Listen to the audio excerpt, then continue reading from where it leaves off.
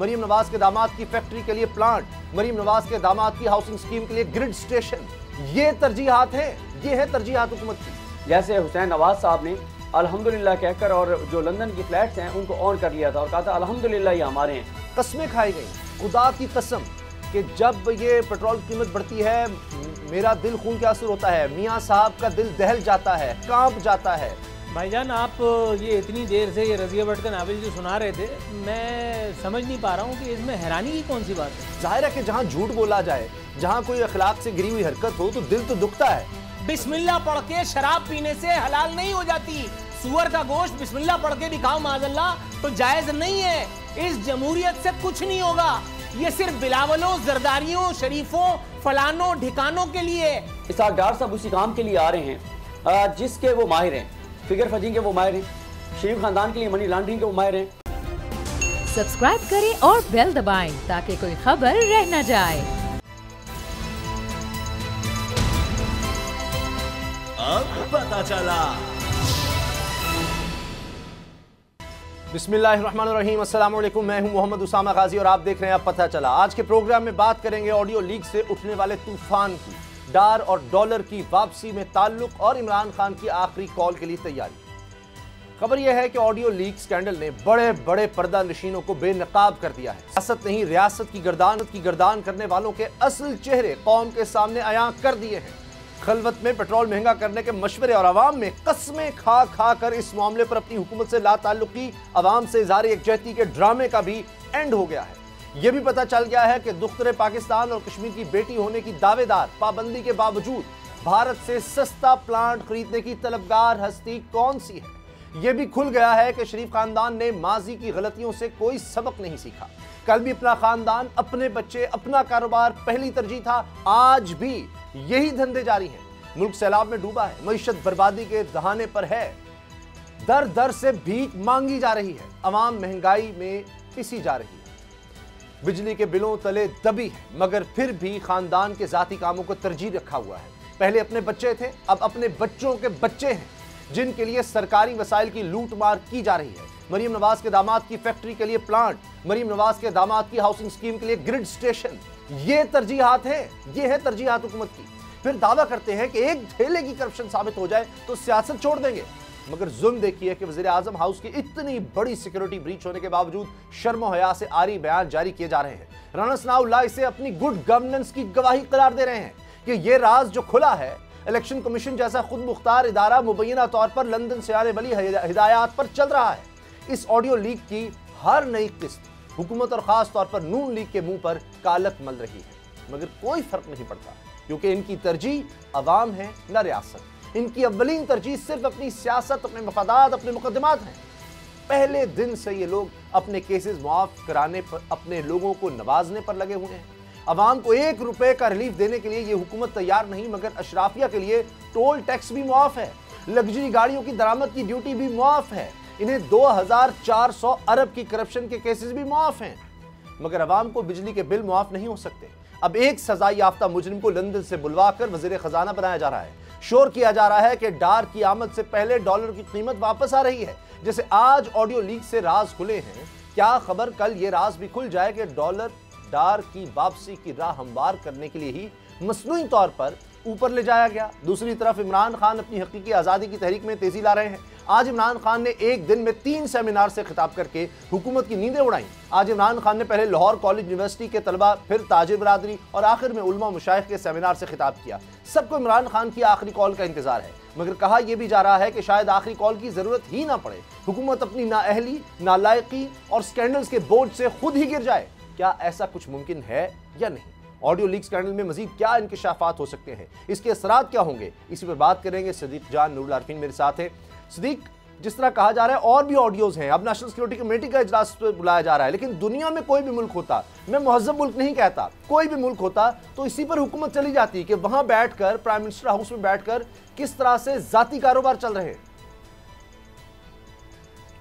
देखें, आप तो ये कह रहे हैं, राना सनाउल्लाह साहब तो इस पर अल्लाह का शुक्र अदा कर रहे हैं और वो बिल्कुल उसी तरह से अल्हम्दुलिल्लाह कह रहे हैं जैसे हुसैन नवाज साहब ने अल्हम्दुलिल्लाह कहकर और जो लंदन की फ्लैट्स हैं उनको ऑन कर लिया था और कहा था अल्हम्दुलिल्लाह ये हमारे हैं। तो राना सनाउल्लाह साहब भी कह रहे हैं अल्हम्दुलिल्लाह ये ऑडियो हमारी है, अल्हम्दुलिल्लाह ये ऑडियो दुरुस्त है, अल्हम्दुलिल्लाह ये हमारी अमानतदारी, सदाकत और दयानतदारी का सबूत है। और वो ये कह रहे हैं कि हुकूमत के हक में, हुकूमत की कारकर्दगी पर, हुकूमत की शफाफियत पर इससे बड़ा सबूत नहीं हो सकता ये जो ऑडियो आई है। हालांकि कितनी फिक्र की बात है कि पाकिस्तान का प्राइम मिनिस्टर ऑफिस, उससे ये रिकॉर्डिंग होना, ये रिकॉर्डिंग पे डार्क वेब पे जाना और वहाँ पर फ़रोख्त होना, वहाँ पर बिडिंग होना, पता नहीं आगे क्या क्या ऑडियोज़ आएंगी, किस किस तरह की चीज़ें आएंगी। ये वो दफ्तर है, ये वो रूम है जहाँ पर पाकिस्तान की कौमी सलामती के अहम राज जो हैं वो डिस्कस होते हैं, जहाँ पर पाकिस्तान की खारजा पॉलिसी डिस्कस होती है, जहाँ पर पाकिस्तान के सबसे हसास मौज़ूआत, मामला डिस्कस होते हैं। और वो बग्ड था या रिकॉर्ड किया गया, कैसे गया, ये तो सवालात हैं जिनके जवाबात अभी आने हैं। इस पर हुकूमत JIT भी बनाने जा रही है, कौमी सलामती कमेटी का इजलास भी बुलाया गया है। ये तो एक मामला है। दूसरा, और फिर इस पर आप गैर संजीदगी देखें वज़ीर दाखिला की, वो खुश हो रहे हैं, वो कहने इसमें तो कोई ऐसा मामला ही नहीं है। वज़ीर इत्तलात भी आपकी कह रही है, कोई कहती है ज़बरदस्त काम हो गया, ये तो बड़ी शानदार ऑडियोज़ आई हैं। लेकिन उन ऑडियोज़ में जो चीज़ें सामने आई हैं उसने तो बहुत ज़्यादा दबाव बढ़ा दिया है, इदारों के ऊपर भी बढ़ा दिया है कि आया आप उस हुकूमत को सपोर्ट करेंगे जो कि भारत से जो है वो अपना प्लांट इंपोर्ट कर रहे हैं। और इन जितनी भी ऑडियोज़ आई हैं उसामा गाजी साहब, नूरुल आरिफीन साहब, इस तमाम ऑडियोज़ में कहीं एक लफ्ज़ दिखा दें अवाम के लिए, कहीं पे मरियम नवाज साहब ने अवाम की बात की हो, कहीं पे पाकिस्तान की बात की हो, कहीं पे पाकिस्तानी की बात की हो, कहीं पे गरीब की बात की हो, कहीं पे आटा, बिजली, गैस सस्ती करने की बात की हो।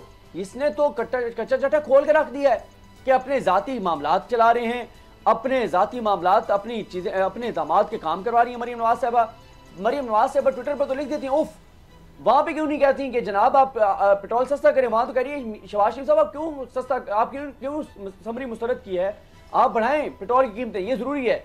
और फिर जो चीज़ें, फिर ये भी इनका मामला गड़बड़ हो गया कि सुप्रीम कोर्ट ऑफ पाकिस्तान में ये बताया गया कि स्पीकर ने अपना इख्तियार और इस्तेकाक इस्तेमाल करते हुए थ्रू प्रोसेस जो है वो तहरीक इंसाफ के 11 लोगों के इस्तीफे मंजूर किए, बाकियों के मंजूर नहीं किए।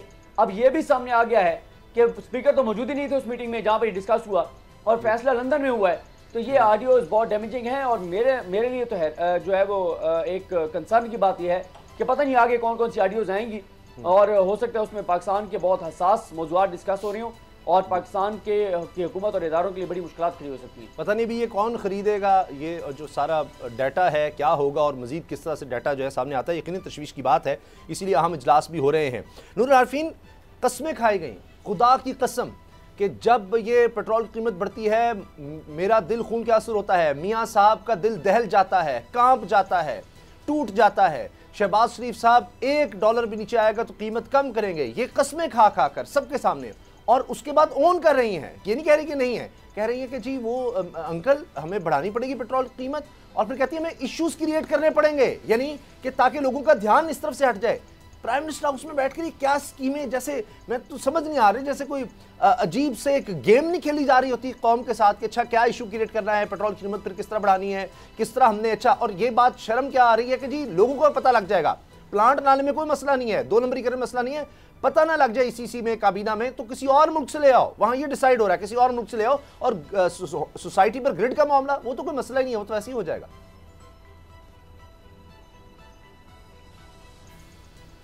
भाईजान आप ये इतनी देर से ये रज़िया भट्ट का नावल जो सुना रहे थे, मैं समझ नहीं पा रहा हूँ कि इसमें हैरानी की कौन सी बात है। आज का प्रोग्राम तो इंतहाई मज़ाहिया है, आपने शुरू से अब तक जितना कुछ कहा उसमें किसी चीज़ की कोई अहमियत नहीं। माजरत के साथ सिद्दीक जान जिन बातों पे अचंभे का, हैरानी का, गुस्से का, अफसोस का, सनसनी का इजहार फरमा रहे हैं, मेरी समझ में तो कुछ नहीं आ रहा। मतलब क्यों आप दोनों साहिबान इस तरह की अदाकारी कर रहे हैं। माजरत के साथ मैं जिस दिन से आपके साथ उसामा ये शो कर रहा हूँ, क्या मैंने अपने किसी प्रोग्राम में भी पाकिस्तानी जमहूरियत का ये नक्शा पेश नहीं किया? क्या मैंने आपसे नहीं कहा कि ये मौरूसियत की बदतरीन शक्ल है? क्या मैंने आपसे ये नहीं कहा कि ये सारे के सारे ड्रामेबाज हैं, सारे के सारे, हाँ सारे के सारे?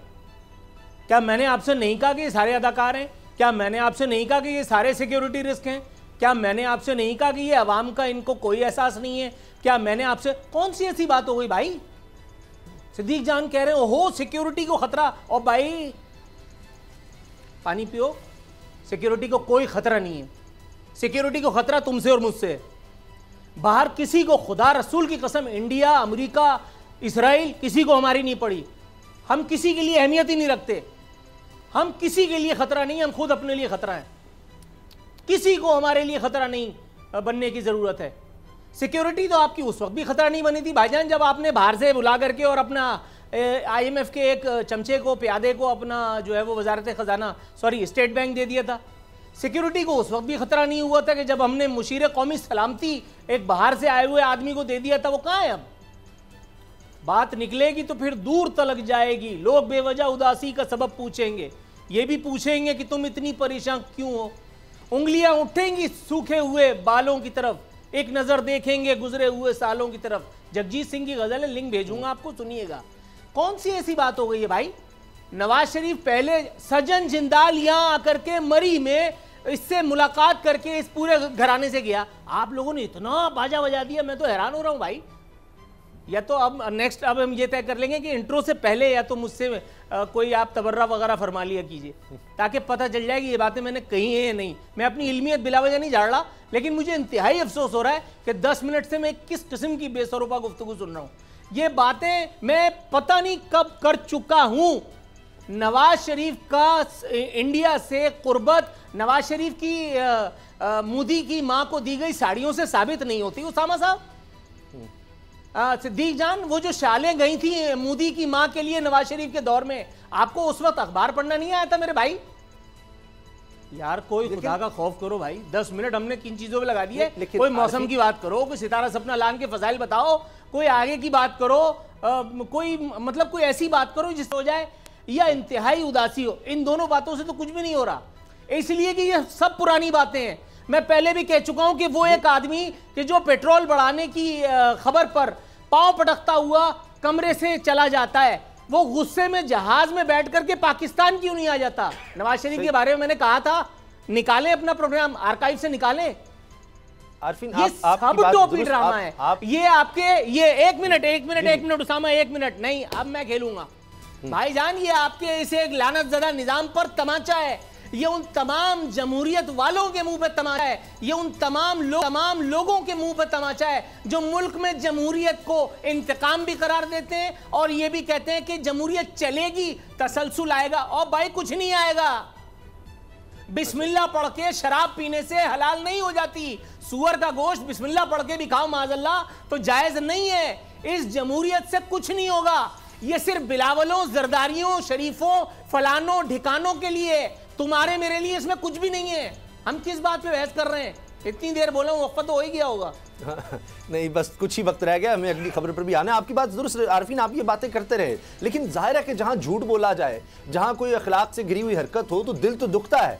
मुल्क कैसे चलेगा? कोई मुल्क इस तरह नहीं चल सकता। ये तो यानी जब हमारे बुजुर्गान ने दीन से हमें पता लगता है और गोया ये निजाम तो चल सकता है। आखिरी हरकत है जो इस जमहूरियत ज़दा मुल्क में हुई है। और भाई वक्फे के बाद वक्फे के बाद इंशाल्लाह और लेकिन हम तो आवाज उठाएंगे ना, देंगे आप मुझे। जी बिल्कुल ठीक है आरफीन, लेकिन हमें आवाज उठाएंगे। अब सिद्दीक जान, जो इसहाक डार साहब की वापसी हो रही है, ऐसे बताया जा रहा है कि पता नहीं क्या हो गया कि जी डॉलर नीचे जा रहा है, स्टॉक एक्सचेंज ऊपर आ रही है। ये सब ड्रामे हमने पहले भी देखे थे। क्या वो ऐसा कुछ जादू कर देंगे? क्या कोई काजी फैमिली के थ्रू फिर कोई काम दिखा देंगे? क्या कर देंगे? आज तो सोशल मीडिया भरा पड़ा है कि जनाब वो जावेद चौधरी साहब ने कहा, मैंने फवाद हसन फवाद से पूछा है, वो कह रहे हैं कि ये मीटिंग में बात हुई, पूछा गया अस्करी क़यादत की तरफ से कि ये आपको बताया गया था, चीन ने भी कहा था ये ऑरेंज लाइन मत बनाएं, ये आप कर्ज वापस नहीं कर सकेंगे, ये पाकिस्तान के लिए, मईशत के लिए ये बेड़ा गर्क कर देंगे। और इसहाक डार आराम से कहते कुछ फैसले सियासी भी होते हैं, कई चीज़ों के जवाब नहीं थे, फजिंग ये करते रहे। तो उस शख्स को लाया जा रहा है, क्या होगा? क्या कुछ प्लांट जो थे वो नहीं लगा पा रहे थे मिफ्ता इस्माइल साहब, तो अब ये इसहाक डार खानदान का बंदा आएगा, समधी आएगा तो वही काम करेगा। देखिए, इसहाक डार साहब के बारे में जो कौमी सलामती के इदारों की जानिब से बताया जाता है, अगर मैं बता दूं आपको तो मुझे इतना यकीन है कि अगले 1.5 घंटे में चैनल जो बंद हो जाएगा। तो मेरा बिल्कुल अच्छा इरादा नहीं है कि हमारा टीवी चैनल जो है वो बंद कर दिया जाए, क्योंकि अगर कौमी सलामती के अमीन जो हैं उनकी या तो वो बातें ठीक नहीं थी, या अब पता नहीं कंप्रोमाइज़ किया जा रहा है पाकिस्तान की सलामती के ऊपर, तो ये तो मुझे नहीं पता। ये तो एक सवाल है जिसका सवाल के जवाब जिनके पास जवाब है उनको देना चाहिए। लेकिन इसहाक डार साहब क्यों आ रहे हैं? इसहाक डार साहब उसी काम के लिए आ रहे हैं जिसके वो माहिर हैं, फिगर फजिंग के वो माहिर हैं, शरीफ खानदान के लिए मनी लॉन्ड्रिंग के वो माहिर हैं। उनका एतराफ़ी बयान मौजूद है कि कैसे उन्होंने शरीफ खानदान के लिए मनी लॉन्ड्रिंग की। और फिर आप तो इन ऑडियोज़ ने वाजे कर दिया है, वो आ रहे हैं मरीम नवाज साहिबा के दामाद का पावर प्लांट मंगवाने के लिए। और फिर उनका तारुफ क्या करवाया डॉक्टर तौकीर शाह साहब ने? उन्होंने कहा इसहाक डार साहब को आने दें, उनको दें, वो ये कर लेंगे।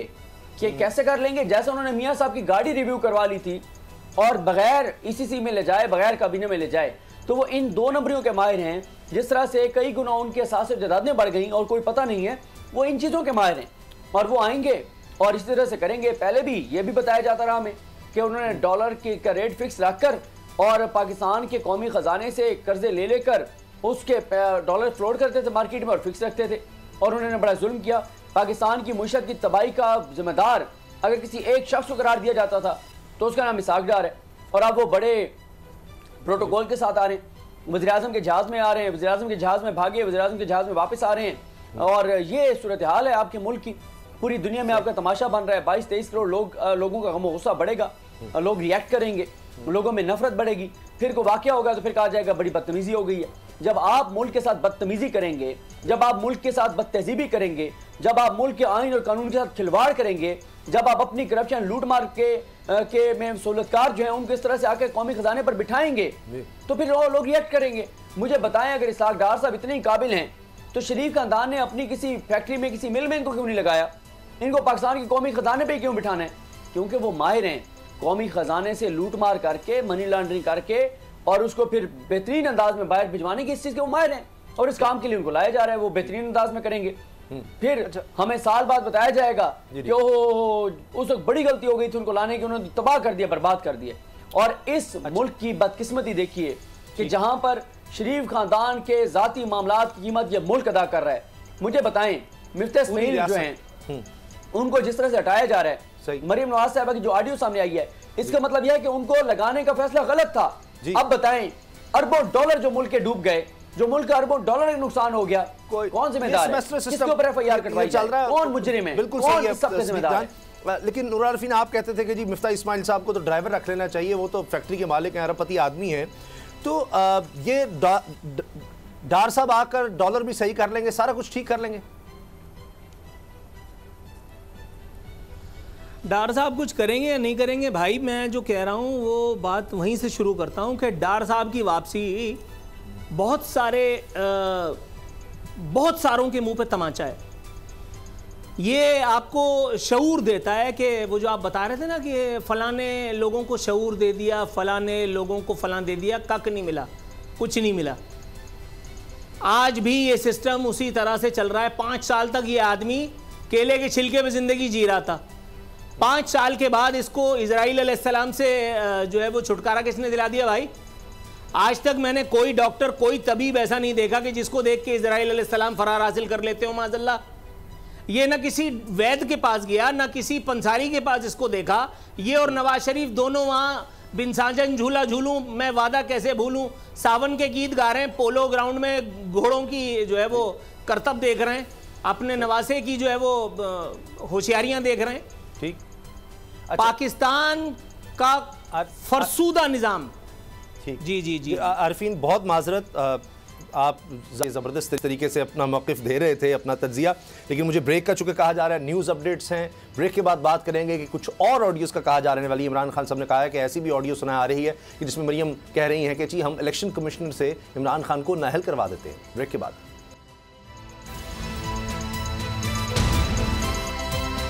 अब पता चला।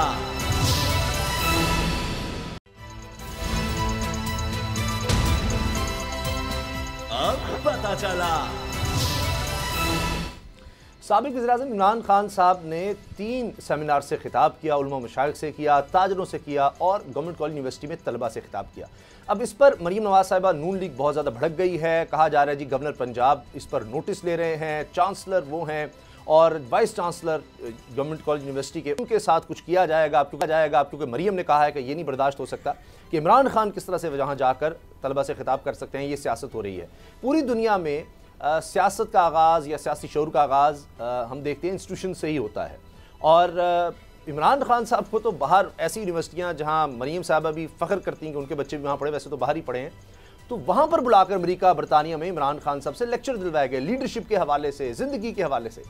तो सदीक जान, इतना गुस्सा इस बात पर क्यों है, जबकि मैं देख रहा हूँ कि मरीम नवाज साहिबा कोई ओहदा नहीं भी था तो लैपटॉप तकसीम करने कॉलेजेस में जाती थी, जब इलेक्शन कैंपेन कर रही होती थी तो स्कूल्स में जाती थी, तो ये काम वहाँ पर हो रहे थे। तो अब इतना ज़्यादा इस पर गुस्सा क्यों है? मेरा ख्याल है कि जो वीसी हैं जिस यूनिवर्सिटी के, उनको ये चाहिए कि वो जुमे के दिन के लिए मियां नवाज शरीफ साहब को भी दावत दे दें खिताब की कि आएँ और स्टूडेंट से खिताब करें। और लेकिन शर्त यही होनी चाहिए कि वहाँ खुद आके बनफ्स नफीस जो है वो वहाँ पे फिजिकली आएँ और वहाँ आकर स्टूडेंट से खिताब करें। तो क्या मसला है, जुम्मे वाले दिन की दावत दे दें तो मियाँ साहब के लिए क्या मसला है आना। तो उनको दावत दे दें, वो भी आके खिताब करें, या शहबाज शरीफ साहब चले जाएँ आके खिताब कर लें, मरीम नवाज साहब खुद चली जाएँ खिताब कर लें, तो कोई ऐसा मसला नहीं है। मसला ये है कि ये इनकी फ्रस्ट्रेशन है, ये इनका डिप्रेशन है। इनको मसला ये है कि ये घरों से नहीं निकल पाते, ये इस्लामाबाद में किसी रेस्टोरेंट पे खाना नहीं खा सकते, ये ईद के मौके पर ईद की नमाज़ पढ़ने मस्जिदों में नहीं जा सकते, ये यूके में नहीं निकल सकते, ये यूएस में नहीं निकल सकते, बाकी छोड़िए ये मस्जिद नबी में नहीं जा सकते। इन्होंने जो आवाम के साथ किया है, जो इन्होंने महंगाई की है, जो इन्होंने तबाही किया है, जो इन्होंने बर्बादी किया है, जो इन्होंने मुल्क का हशर नशर कर दिया है, जो इन्होंने आवाम के साथ किया है, जो इन्होंने 25 मई को किया है, इससे पहले साना मॉडल टाउन किया है, फिर हर मामले में जो इन्होंने जो कुछ आवाम के साथ किया है, तो जाहिर है एक तो आवाम के गुस्सा निकालने का क्या तरीका है, एक है कि इलेक्शन हो, वो वोट के जरिए जाकर अपना गुस्सा निकालें, अपनी राय का इजहार करें, अपनी नफरत का इजहार करें, जिससे भी करना है। दूसरा फिर वही होगा जो आपने लंदन में देखा, जो मरियम औरंगजेब साहब के साथ हुआ, जो कि नहीं होना चाहिए था, वो जस्टिफाइड नहीं है। लेकिन जब आप ओवरसीज पाकिस्तानियों के वोट का हक खत्म करेंगे, ओवरसीज पाकिस्तानियों को जाहिल कहेंगे, आप कहेंगे कि उनको पाकिस्तान का पता नहीं है, और वो उनको आप तरह तरह के इल्जामात देंगे, और फिर मरियम औरंगजेब साहबा जो हैं वो शख्सियत हैं जिन्होंने इमरान खान के हवाले से तौहीन मजहब, तौहीन रिसालत, तौहीन सहाबा, तौहीन अहले बैत की प्रेस कॉन्फ्रेंस करवाई है और की है, जिन्होंने पीटीवी पे वो प्रेस कॉन्फ्रेंस चलवाई है, जिन्होंने इमरान खान साहब की अहलिया बुशरा बीबी साहबा के हवाले से जो जबान इस्तेमाल की है, जो नारे लगवाए हैं, जब आप करेंगे तो फिर जवाब तो आएगा। ये जवाब नहीं आना चाहिए, ये पाकिस्तान के लिए, पाकिस्तानियों के लिए नहीं है बेहतर, यह दम बर्दाश्त नहीं होनी चाहिए।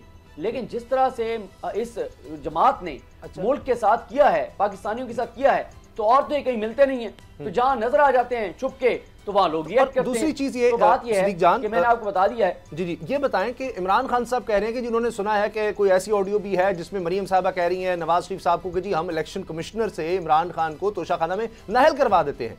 तो ये क्या हो रहा है? फिर इसका मतलब है कि इमरान खान साहब सही कहते थे? ये तो इलेक्शन कमीशन से उनको ऐसे है कि जैसे वो जो मीटिंग है जिसको राना सनाउल्लाह साहब कह रहे हैं हमारी गवर्नेंस बता रही है कि 5 से पहले हमने ये करना है, इस तरह इस्तीफे मंजूर होने हैं, और सारा कुछ उसी तरह हो रहा है। और मुबैना तौर पर वहां पर शायद कहा जा रहा है शायद इलेक्शन कमीशन, क्योंकि एक आवाज़ की समझ नहीं आ रही, बाकी सारे मौजूद हैं वहां पर, शहबाज शरीफ, एहसन इकबाल, ख्वाजा आसिफ वगैरह, राना सनाउल्लाह, वो आवाज़ें तो समझ आ रही हैं। देखिए, मैंने पहले भी अर्ज किया, इन तमाम ऑडियोज़ में एक लफ्ज़ दिखा दें, कहीं आटे का नाम हो, कहीं पेट्रोल और डीजल का जिक्र हो, कहीं पे सब्जियों का जिक्र हो, कहीं अवाम की बात हो, अपने ज़ाती मफादात और इमरान खान के खिलाफ चीज़ें, बस इमरान खान को रास्ते से हटाना है। और ये जो इमरान खान ने इंकशाफ किया है कि नई ऑडियो आने वाली है, अभी तो पता नहीं क्या कुछ आएगा, किस किस तरह की ऑडियोज़ आएंगी, वो पाकिस्तान के लिए कितनी डैमेजिंग होंगी, और इनके मजीद कारनामे और करतूत जो हैं वो खुलकर सामने आएंगे। बाकी इसमें तो कोई शक नहीं है, पूरा पाकिस्तान जानता है कि चीफ इलेक्शन कमिश्नर साहब जो हैं वो और किसके क्या इशारों पर क्या चल रहे ये हैं, बाकी कौन हो को सकता है लाया क्योंकि किसने आप को लगवाया है। कोर्ट की बीट करते हैं, आपको पता है इतना अरसा आपने किया, और देखते हैं अदालती मामला के, ये हलफ की खिलाफ वर्जी हो सकती है कि ज़ाती इस्तेमाल में आप लेकर आ रहे हैं प्राइम मिनिस्टर हाउस को, और इस तरह की साजिशें वहाँ पर बनाई जा रही हैं, क्योंकि आप हलफ तो लेते हैं कि आप इस तरह से नहीं करेंगे। देखिए, बिल्कुल हलफ लेते हैं, लेकिन बदकिस्मती से हमारे हुक्मरान ये काम करते हैं, लेकिन ये इख्तियारात से तजावुज़ है, ये इख्तियारात का गलत इस्तेमाल है। इसके ऊपर बिल्कुल शहबाज शरीफ साहब के ऊपर जो है वो केस बन सकता है। लेकिन आजकल आपको पता है कि हवाओं का रुख जिधर चल रहा है, जिस तरह से इनको मुसल्लत किया गया है, जैसे इनको मुसल्लत रखा जा रहा है, जैसे इनके लिए जो कुछ किया जा रहा है, तो इन हालात में तो आप मत ये सोचें, ये समझें कि आइन और कानून के मुताबिक इनके खिलाफ कार्रवाई होगी। अभी तो इसके कोई चांसेस नहीं है। इनके खिलाफ 16 अरब की मनी लॉन्ड्रिंग में कोई कार्रवाई नहीं हुई। इनके खिलाफ तो सामने मॉडल टाउन के ऊपर कोई कार्रवाई नहीं, जहां पे 14 लोगों को बेगुनाहों को शहीद कर दिया गया, हामला खातून को जबड़ों में गोलियां मार के शहीद कर दिया गया।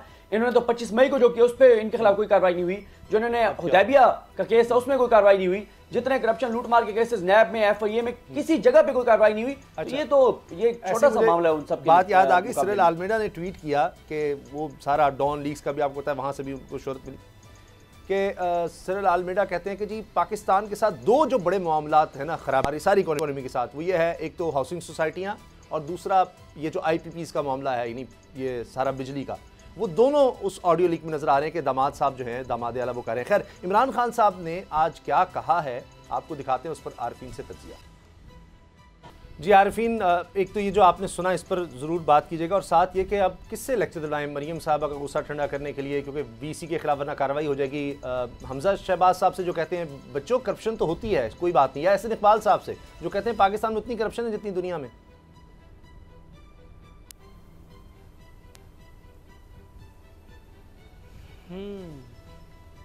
कोई अच्छी बात नहीं कर सकते हम लोग कोई ऐसी बात कि जिससे आपका भी मूड अच्छा रहे, मेरा भी मूड अच्छा रहे।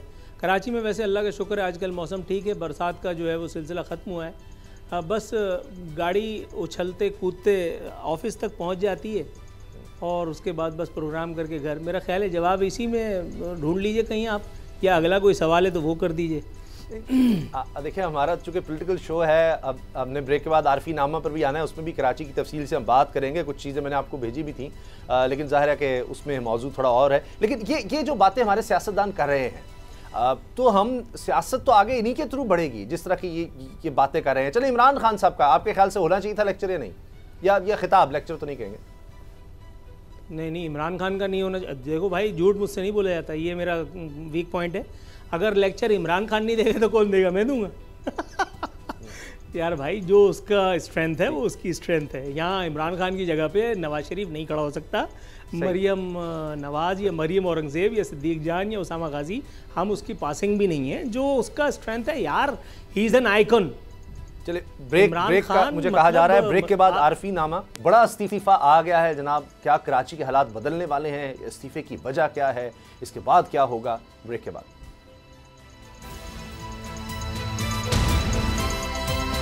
अब पता चला।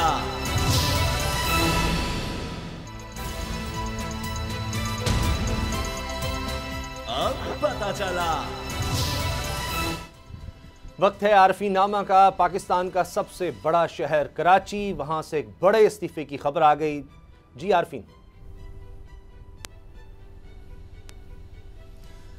जी भाई, इस्तीफ़ा और इस्तीफ़ा देने वाले दोनों मेरी बला से। ये तस्वीर ज़रा देखिए, ये मेरी उसी आपके पहले सवाल की जवाब की कंटिन्यूएशन है। ये पाकिस्तानी जमहूरियत जिसका रोना आप दोनों हजरात दिन रात रोते रहते हैं और मैं जिस पे लानत भी नहीं भेजना चाहता। ये देखिए, ये है वो जमहूरियत जिसके बारे में पिछले प्रोग्राम में भी मैंने बात की थी। ऊपर हुक्मरानों की औलाद अल्लाह नजर बद से बचाए, और नीचे उन हुक्मरानों की रियाया के साथ होने वाला सलूक।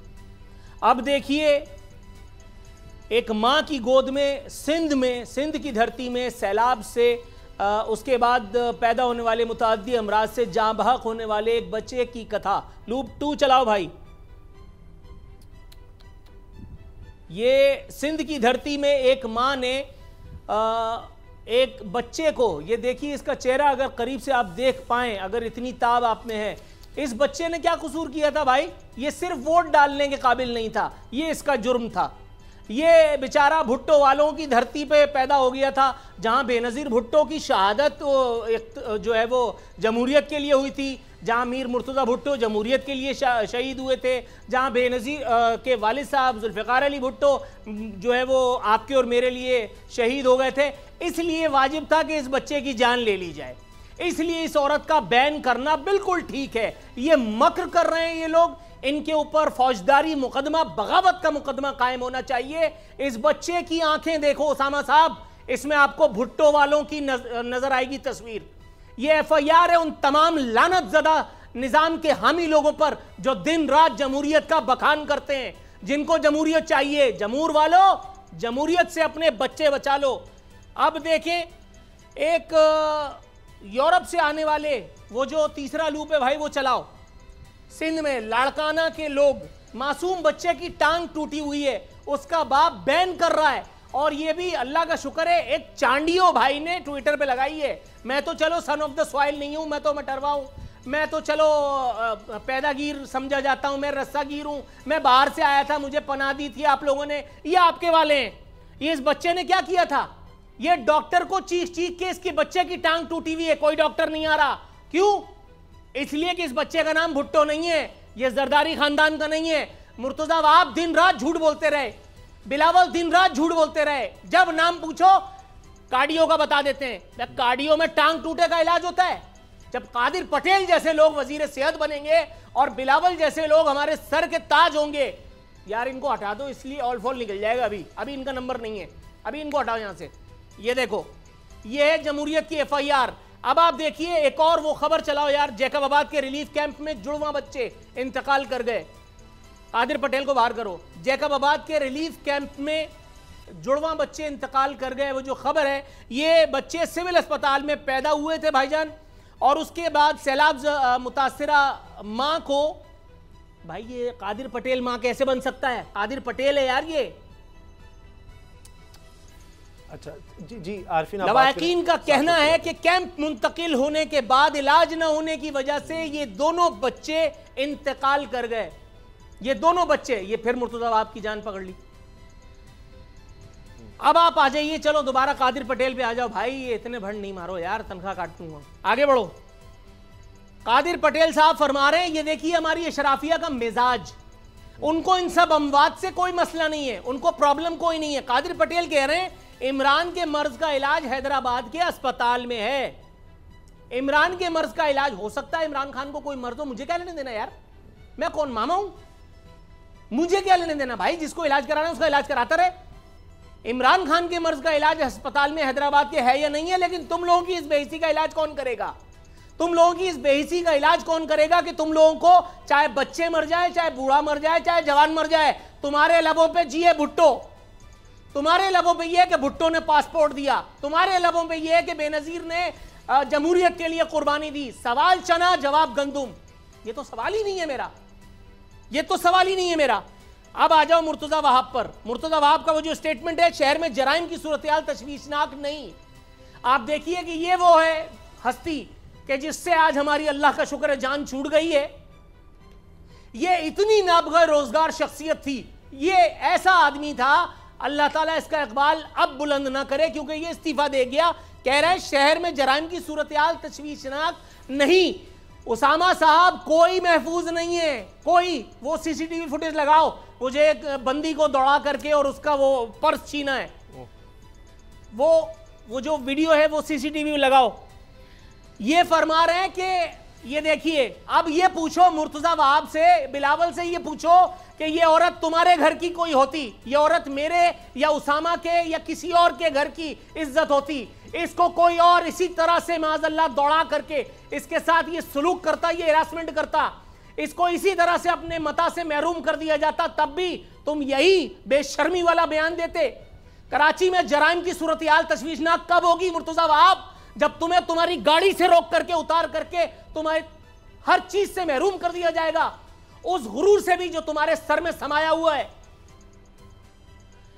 कह रहे हैं कराची चेंबर में एडिशनल IG को मुनासिब लफ्जों का चुनाव करना चाहिए था।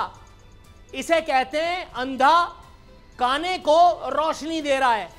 अपने अल्फाज पे गौर नहीं है, एडिशनल IG की नजर उतारने गए, उनको समझा रहे हैं। एडिशनल IG के लिए मैं बैठा हूं ना, IG के लिए मैं बैठा हूं ना, मैं उनको समझा रहा हूं, और अल्लाह का शुक्र है मेरी आवाज वहां तक पहुंच भी रही है, समझ भी रहे हैं।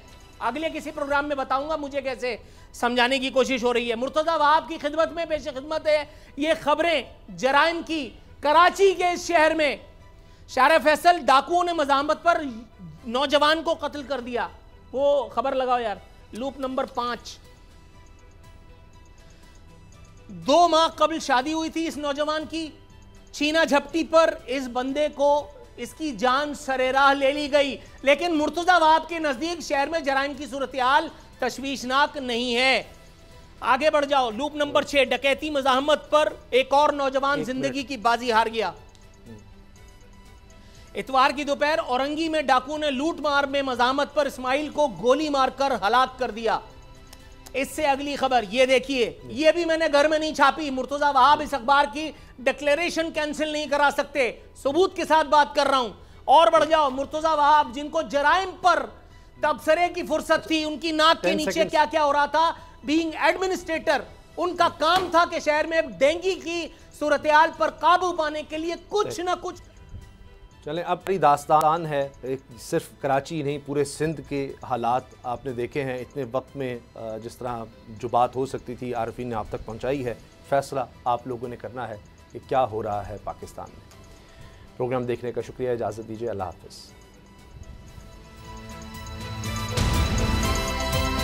अब पता चला।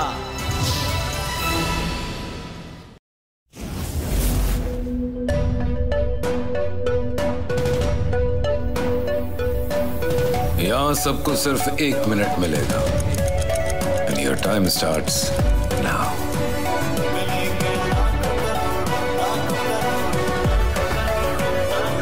लाखों करोड़ों बस 1 मिनट में।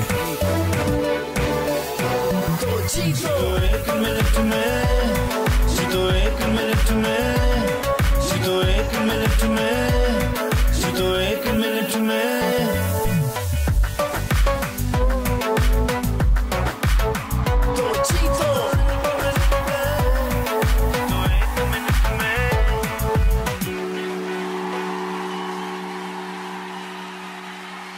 बोल एंटरटेनमेंट के शोज देखने के लिए हमारे चैनल को सब्सक्राइब करें और बेल आइकन पर क्लिक करना ना भूलें। सबसे ज्यादा व्यूज, सबसे ज्यादा रील्स और सबसे ज्यादा रेटिंग के साथ बोल अब भी नंबर 1 पोजीशन पर बरकरार। अगर आपको वीडियो पसंद आई तो लाइक पर क्लिक कीजिए, सब्सक्राइब करें और बेल दबाएं ताकि कोई खबर रह न जाए।